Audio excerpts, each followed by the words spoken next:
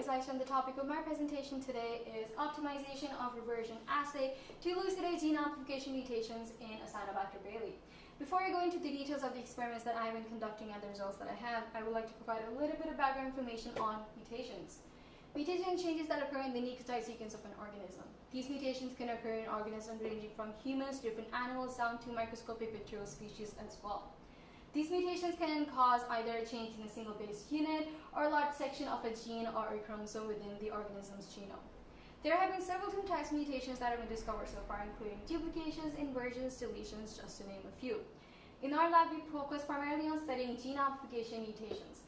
Gene amplification mutation is a type of mutation in which a gene produces multiple copies of itself while the rest of the genome of the organism remains unchanged. And these mutations can occur in different genes at the same time and at different frequencies too. So for example, if one gene produces 4 copies of itself as a result of the mutation, another gene on the other hand at the same time may produce up to 100 copies of itself. So there is a lot of variation associated with these particular mutations. And these mutations are extremely important to study because they affect several different aspects of biology, including genetics, evolution, and human health. They're also very important when it comes to understanding cancer biology, pathogenicity, and bacterial resistance to antibiotics as well. However, the molecular mechanisms of these mutations are not that well understood. So my overall goal in my research lab as of now is to be able to understand these gene amplification mutations and understand their molecular mechanisms. I want to know how these mutations arise, why they arise, and possibly how we can prevent them from occurring in the future. And in order to study these mutations, we do need to have a model system. A model system comprised of a model organism that we can manipulate on a genomic level, conduct experiments with it, collect data, analyze the data, and then optimize the assay if need be in order to get consistent and repeatable data. The model system that we work with in our lab is comprised of a model organism called Acinetobacter baylyi, which is a non-pathogenic soil bacterium. It is a metabolically diverse organism.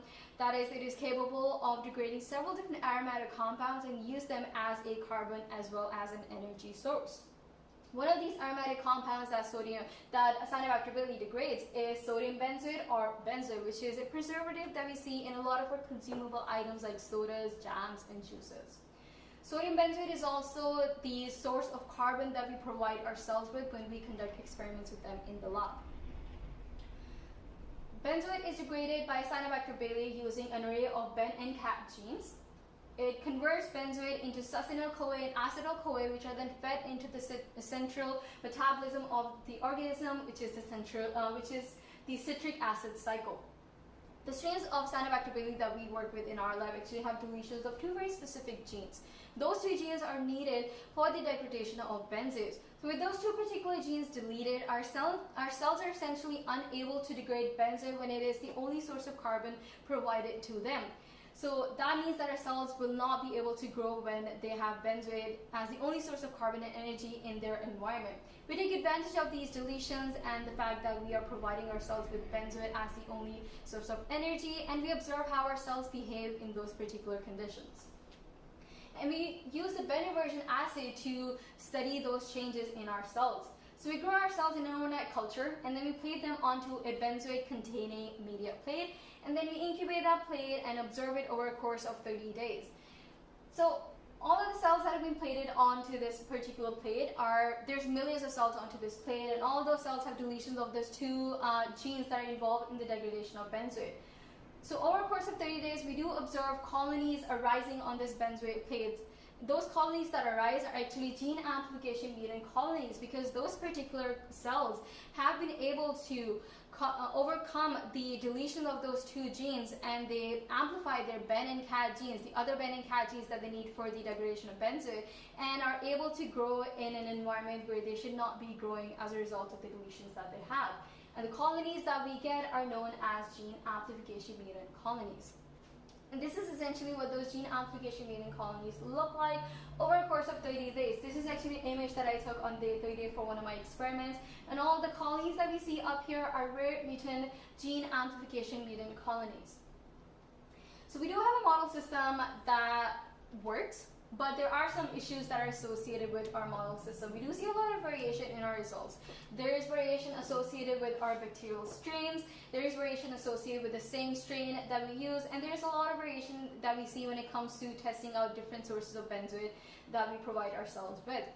This data set right over here shows the data that I collected when I compared two different sodium benzoate, when I compared two different Acinetobacter baylyi strains. All of the conditions were kept exactly the same for this particular experiment. The only difference was I used two different strains of Acinetobacter baylyi. We have to keep in mind that both of these strains are genetically similar. They have deletion of those two, those two genes, but they're just slightly different.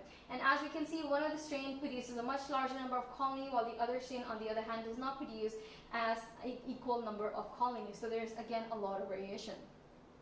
This data set right over here shows the variation that I see when I compare different frozen stocks of the same strain. Again, all the conditions were kept exactly the same. The only difference was I used two different frozen stocks of the same strain. And again, one of the stocks produces much larger number of colonies compared to the other stocks. So again, there is that variability. Then I also compared two different stocks of sodium benzoate to see if I would get a similar variability with those particular benzoate stocks too. Again, all the conditions were kept the same. The only difference was the different benzoate stocks. I used one of the strains. Both of the strains for this experiment were the same. And as you can see, there's again that variation that I mentioned as well. So just to wrap it all up, there is a lot of variation that we see in our experiment so far. My goal is to be able to limit that variation.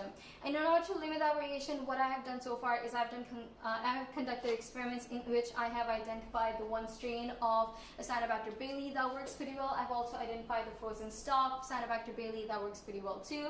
I'm currently in the process of identifying a frozen stock that will give me a consistent number of colonies, because my overall goal in the lab right now is to limit my variation and get consistent and repeatable data. So I am in the process of optimizing the assay to elucidate the gene amplification mutation colonies, because if we don't have a model system that gives us consistent data, we're not really going to be able to understand our overall bigger phenomena, which is gene amplification mutant colonies. So at the end of the day, if we are able to limit these variation, and if we start identifying gene amplification mutant colonies, then we can possibly prevent them from occurring in the future too. To wrap it all up, I would like to thank Sacramento State, my PI Dr. Andrew Reams, and the CIRA grant for providing me with the opportunity to conduct this undergraduate research experience. Thank you.